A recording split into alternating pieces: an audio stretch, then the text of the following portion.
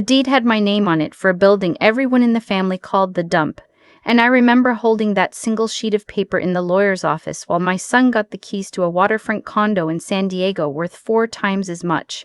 I was 68 years old that morning, and I had been a widow for exactly 11 days. My husband and I were married 41 years. He ran a small commercial real estate firm. Nothing flashy, just steady work buying and leasing buildings around the Pacific Northwest. I kept the books for the first 20 years of it, back when we couldn't afford to pay anyone, and I learned more about property law at our kitchen table than most people learn in a classroom. When the firm grew, I stepped back.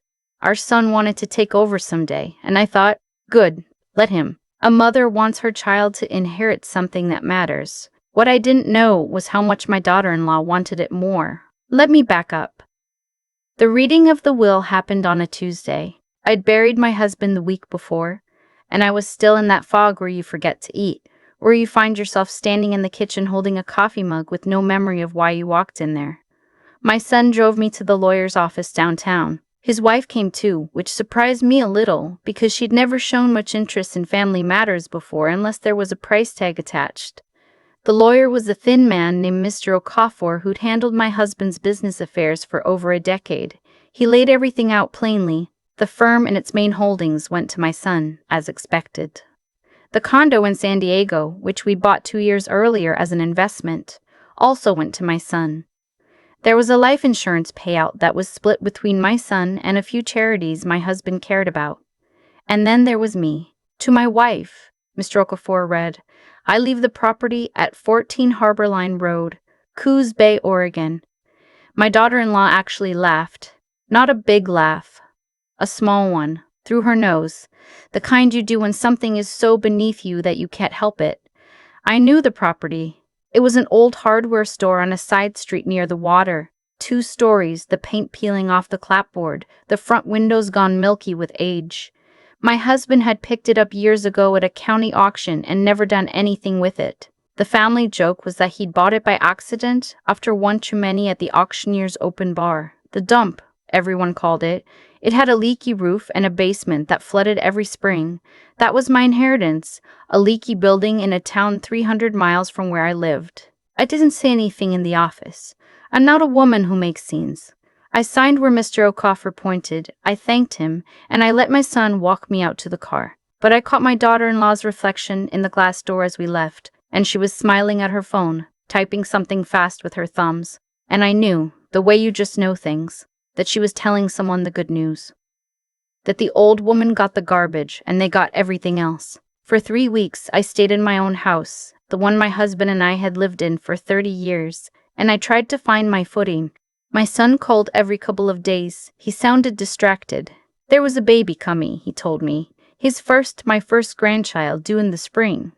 And between that and taking over the firm, he had a lot on his plate. I understood. I told him I was fine. I lied, but it was a kind lie. The kind mothers tell. Then one evening, he showed up at my door without calling first, and his wife was with him.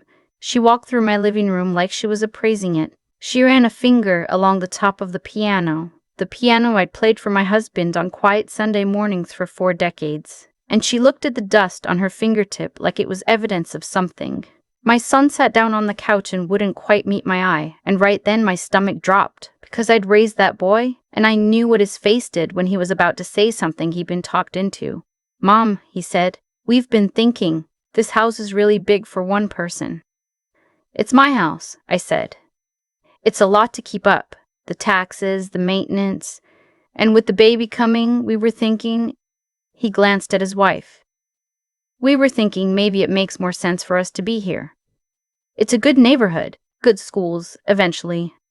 I sat very still. You want my house? It's not like that, he started, but his wife cut in. It kind of is like that, she said. And she smiled. And I want you to understand that it was the coldest thing I have ever seen on a human face. Look, let's be honest with each other for once. The house should stay in the family, with the family that's actually growing. You have somewhere to go. You have your little building in Oregon. Go live in your dump. It fits you, honestly. A dusty old place for a dusty old woman. The room went silent. My son didn't say anything. That was the part that broke something in me. not her words, his silence. He sat there on my couch in my house, and he let his wife call his mother a dusty old woman, and he studied his own hands like they were the most fascinating things in the world. I stood up. My knees ached the way they always do, but I stood up straight. "I'd like you both to leave now," I said. She rolled her eyes. He finally looked at me, and there was guilt in his face. But guilt is cheap. Guilt costs nothing. They left. I locked the door behind them, and I stood in my dark living room for a long time.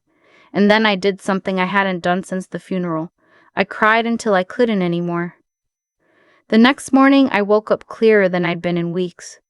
Grief is strange that way. Sometimes you have to hit the bottom before you remember you can push off it. I called Mr. Okafor. I asked him to send me the complete file on the Harbor Line Road property. Everything, the original auction paperwork, the title history, any surveys, any correspondence. He sounded surprised, but he said he'd have it couriered over. I told him I also wanted to know one thing. Had my husband, in the last year of his life, made any changes to his holdings? Any purchases, any filings, anything unusual? There was a pause on the line. "Funny you should ask," he said. "He did contact me about 8 months ago. Wanted to update some records related to that Coos Bay property. I assumed it was routine. He didn't explain, and I didn't push. Send me that too," I said. The file arrived the next afternoon in a thick manila envelope. I made myself a pot of coffee, sat down at my kitchen table, the same table where I'd learned this business 40 years ago, and I started reading. It took me most of the night to understand what I was looking at. The old hardware store sat on a single lot. That much I knew. What I didn't know was that 11 months before he died, my husband had quietly purchased the 2 adjacent lots, the empty gravel one to the north and the boarded-up cannery to the south.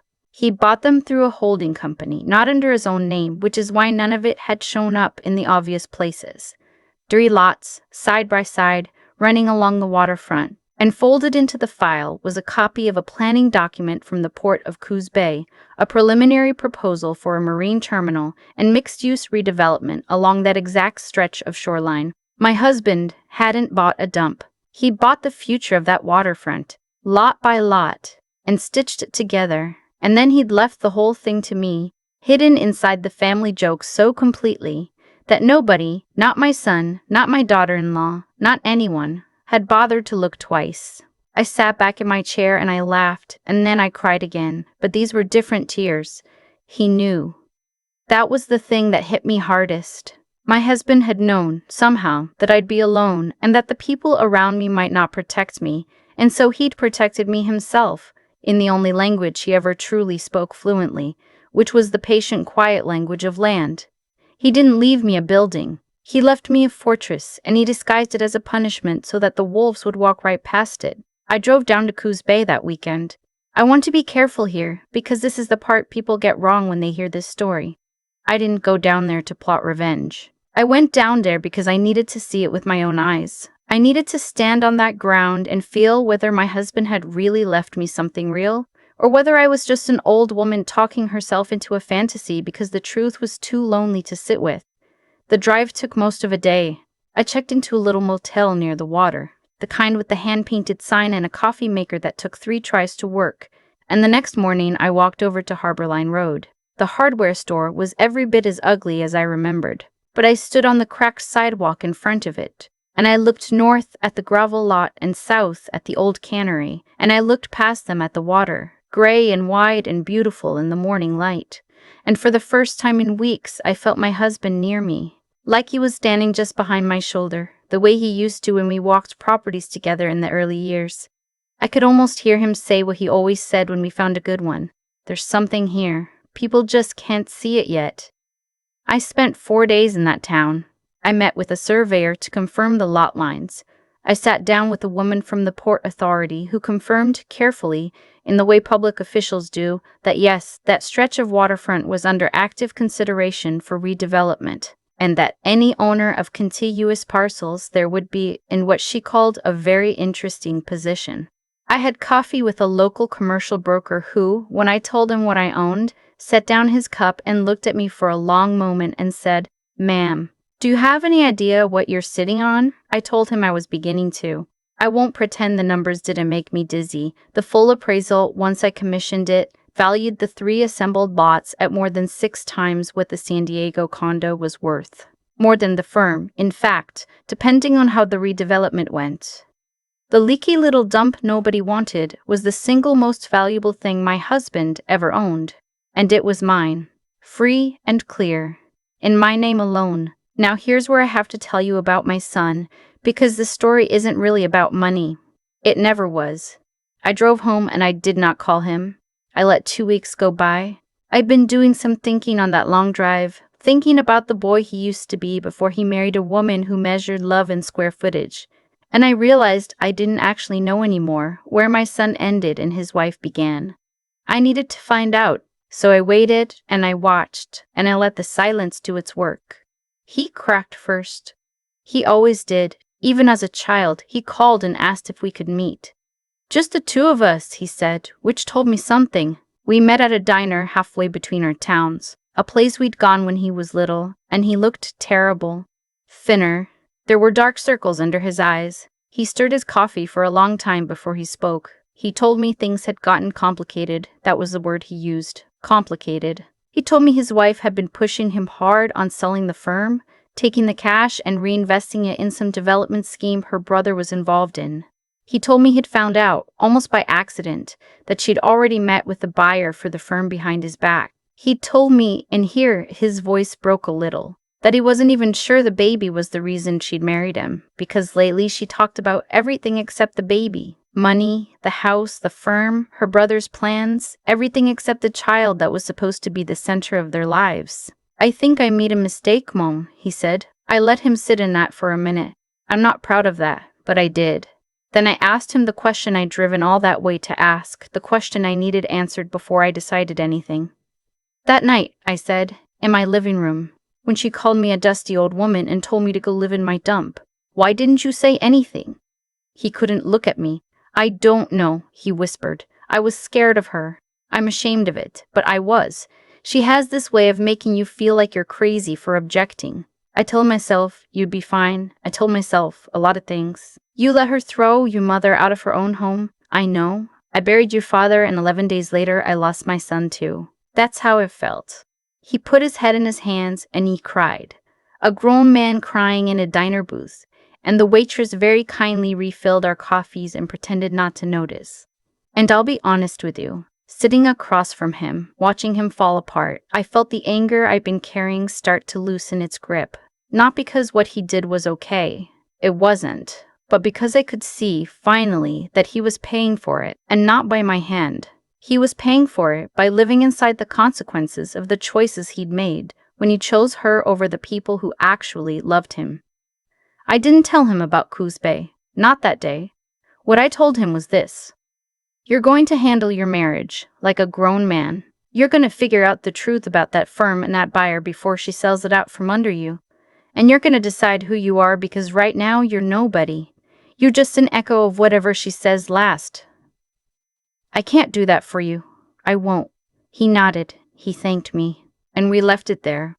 The truth about his wife came out over the next 2 months, and it came out ugly.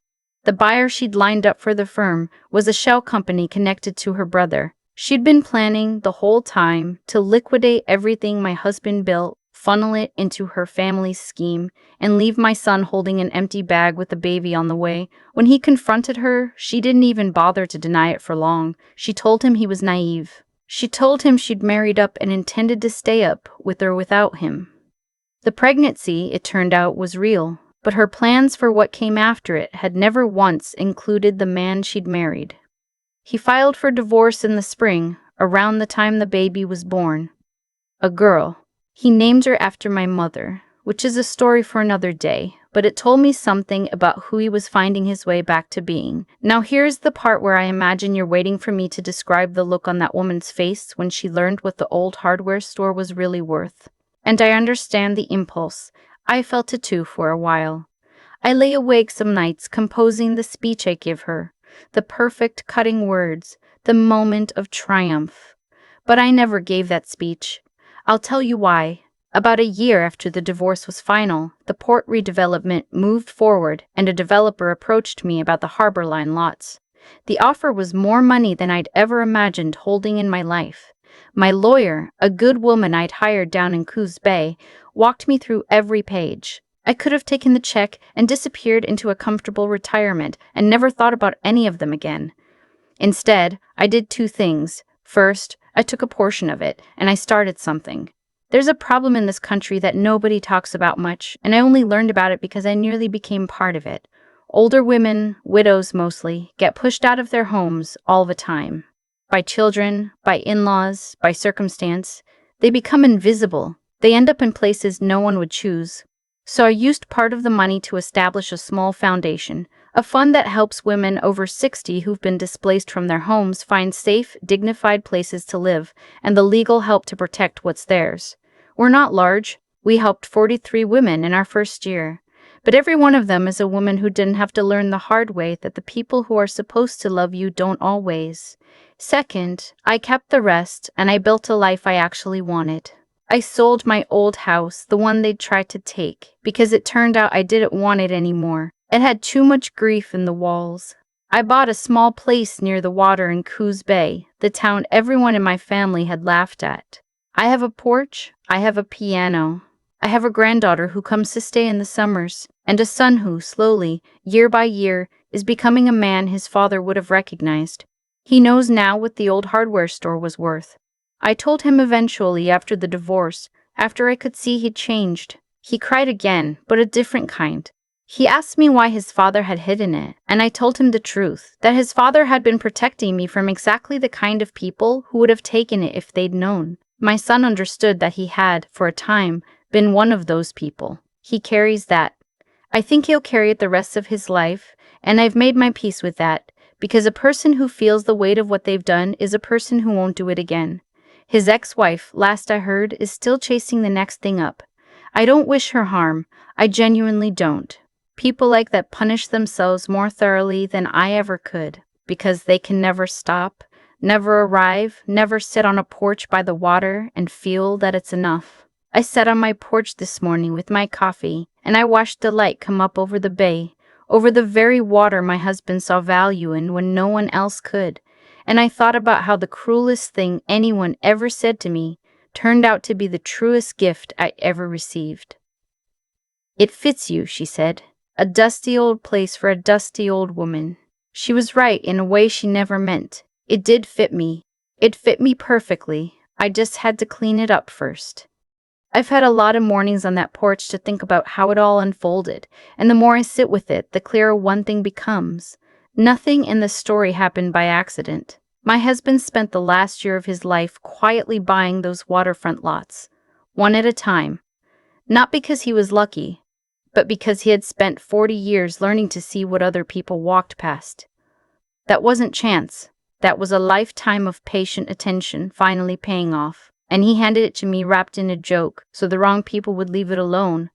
Every good thing that came to me came because somebody, somewhere along the line, chose to do the careful, honest, unglamorous work. And every bad thing came the same way, just in reverse. My daughter-in-law didn't lose her marriage because the world is cruel to her. She lost it because she spent her days scheming, lying, lining up a buyer behind my son's back, treating people like furniture to be moved out of a room.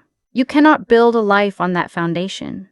It rots from underneath, and one day you're standing in the wreckage wondering how you got there, when the truth is you laid every brick yourself. My son nearly went down with her, and the only reason he didn't is that, somewhere in him, there was still a man willing to look honestly at what he'd become and say out loud, "I made a mistake."